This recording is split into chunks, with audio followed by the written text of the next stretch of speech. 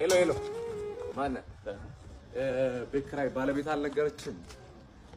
ቤት ኪራይ አንድ ወር ሳትከፍል ሁለተኛ ወር መጥቶብሃል። እየሞከርኩኝ ነው ትላለህ እንዴ? አትሰማም እንዴ? እየሞከርኩኝ ነው።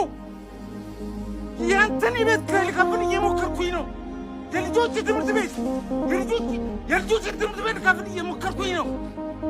የሚበሉት አጥተው እየሞከርኩኝ ባለቤት ላማታል ሰው አይደለ እንዴ? ይኸው ተመልከት። ይሄ የልጆች ጌም የሚጫወቱበት ልሸጥ እየሞከርኩኝ ነው። አስብ እንጂ ሁሉም ሰው እየሞከረ ነው በዚህ ሰዓት። እጁን አጣጥፎ የተቀመጠ ሰው አለ እንዴ? ታገሰኝ በቃ እየሞከርኩኝ ነው።